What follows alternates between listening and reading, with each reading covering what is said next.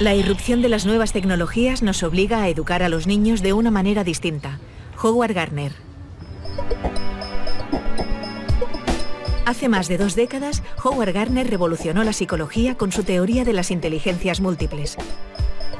Su trabajo repercutió en la mejora del sistema educativo y le valió un reconocimiento internacional y numerosas distinciones, entre ellas el Premio Príncipe de Asturias de Ciencias Sociales de 2011. En ocasión de la entrega de este galardón, Punset y Gardner protagonizaron un coloquio en Avilés y conversaron sobre las inteligencias múltiples, las nuevas tecnologías y el surgimiento de una manera nueva y personalizada de educar a los niños.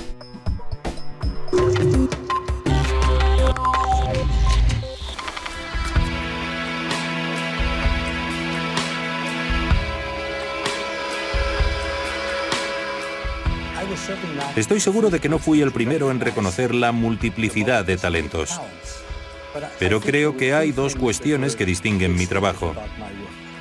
La primera es que yo contaba con una serie de criterios por los que se podía juzgar si algo merecía ser considerado una inteligencia.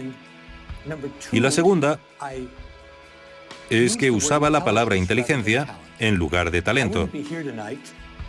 Hoy no estaría aquí en España recibiendo el Premio Príncipe de Asturias si hubiera escrito sobre los distintos talentos humanos. Lo que hice fue tomar la palabra inteligencia, que era propiedad de la gente del coeficiente intelectual, y dije: la música es un talento y las matemáticas son inteligencia, pero ¿por qué debemos llamar inteligentes a las personas buenas con los números y solo talentosos a aquellos que dominan el tono, la armonía, el timbre? Todavía nadie me ha dado una buena respuesta a esa pregunta. Desde el punto de vista de la genética, o eso me han contado mis amigos genetistas, somos prácticamente todos iguales. Es cierto que ahora descubrimos que aunque somos muy parecidos, algo diferentes somos. Compartimos la idea de que éramos muy parecidos.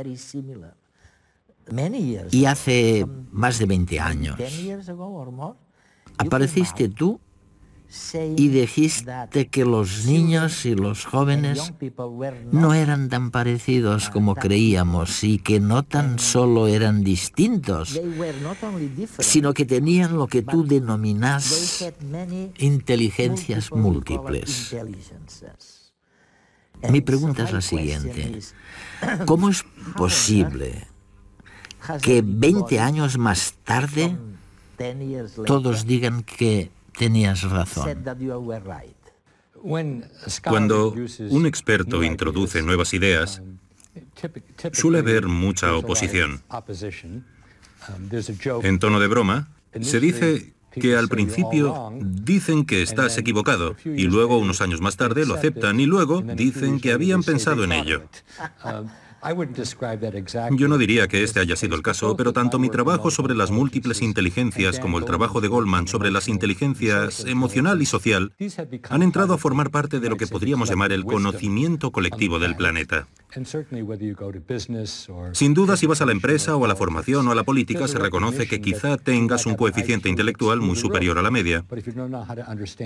Pero si no sabes cómo comprender a los demás, si no te entiendes a ti mismo, si no sabes cómo abrirte camino en la calle, en el estudio de televisión, en el ámbito deportivo o en el ámbito artístico, aunque tengas el mayor coeficiente intelectual jamás observado, no serás inteligente en otras áreas. Cuando yo te conocí, la ciencia, la comunidad científica, tendía a creer que éramos todos iguales y que nuestra inteligencia era parecida y que se podía medir por una cosa que llamábamos el IQ, el coeficiente intelectual. Cuando la gente utiliza la palabra inteligencia sin pensar, suele referirse a la inteligencia en la escuela. Si eres bueno en lenguas o en matemáticas, te irá bien en la escuela. Y mientras estés en la escuela pensarás que eres inteligente.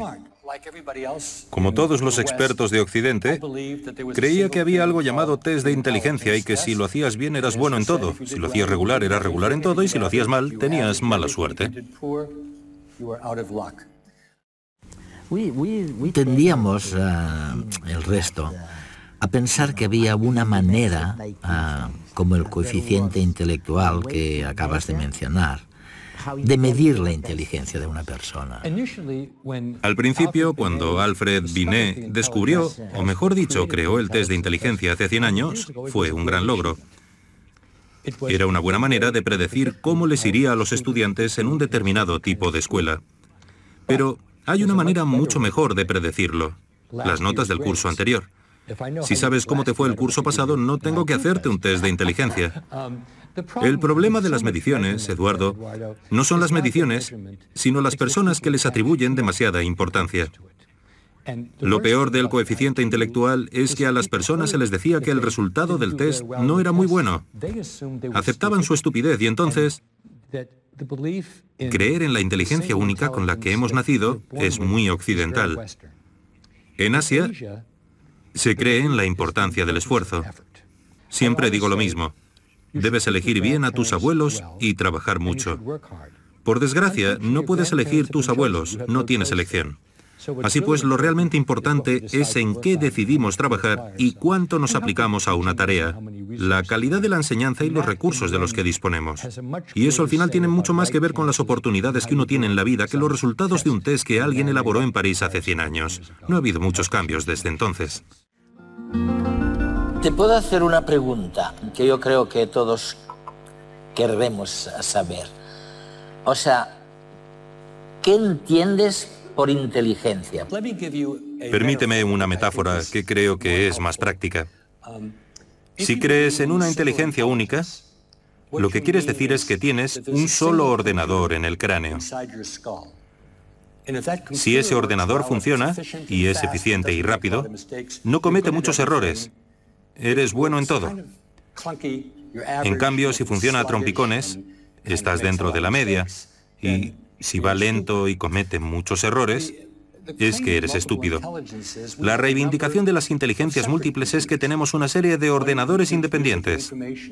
Uno se encarga de la información musical, otro de la información espacial, otro de la información corporal. Por supuesto, no es un ordenador pequeño. No tenemos una lata vacía aquí dentro. Pero es un argumento que los cerebros son muy diferentes y pensar que solo hacen una cosa no es correcto.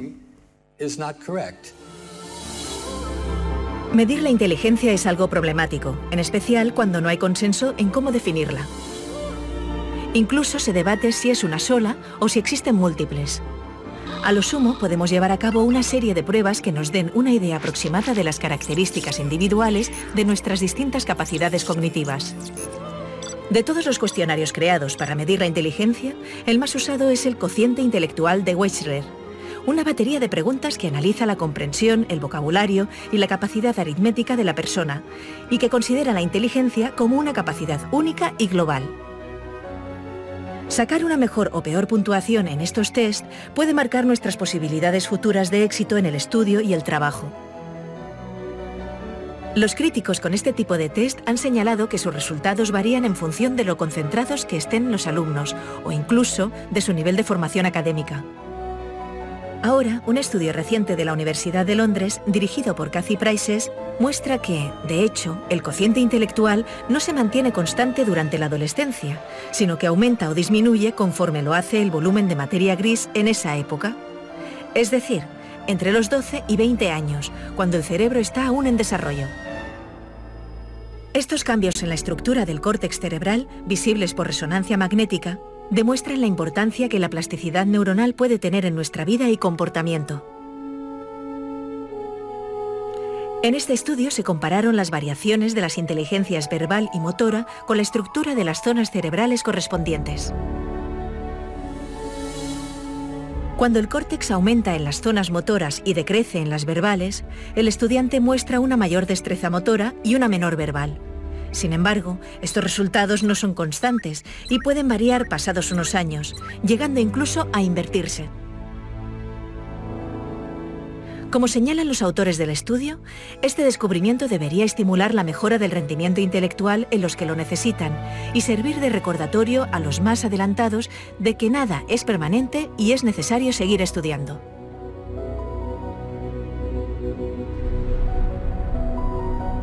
La disponibilidad de ordenadores, ordenadores personales, dispositivos portátiles, tabletas gráficas, significa que ya no tenemos que enseñar la misma cosa del mismo modo ni examinar de una sola manera.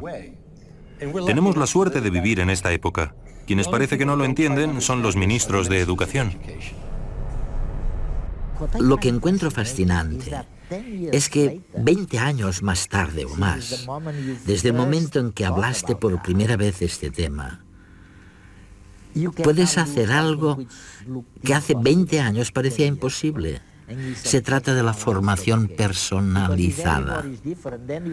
Puesto que todos somos distintos, hay que dar una formación distinta a cada uno. Y ahora, gracias a la revolución digital, eso es posible. Es verdad. Estamos solo al principio, pero el software y el hardware son cada vez más versátiles. Y si quieres aprender algo, ya sea a esquiar, o a vender, cálculo, o genómica, no hay ningún motivo por el que todos tengan que aprender de la misma manera. Sería una estupidez. Cuanto más versátil sea el software, y cuanto mejor guía sea el maestro para decir, ¿por qué no aprendes de esta manera? O dime cómo te gusta aprender. Cuéntame que has aprendido de una manera que te resultaba cómoda. Y cuanto más me repitan lo mismo, más personas recibirán formación. Así que la cuestión es descubrir cómo aprende una persona, descubrir sus pasiones, que son muy importantes, y utilizar todos los recursos humanos y tecnológicos que nos sirvan de ayuda. Por supuesto, se trata de un ideal, pero estamos mucho más cerca de ese ideal de lo que habíamos estado nunca antes de la revolución digital. Es fascinante porque sugieres, corrígeme si me equivoco, que no solo las personas son diferentes, no solo los estudiantes son distintos y hace falta una formación personalizada, sino que la formación es también diferente. Es decir, los maestros deben cambiar, porque, como acabas de decir, una materia concreta no se enseña de una manera determinada. Puede enseñarse de diferentes maneras.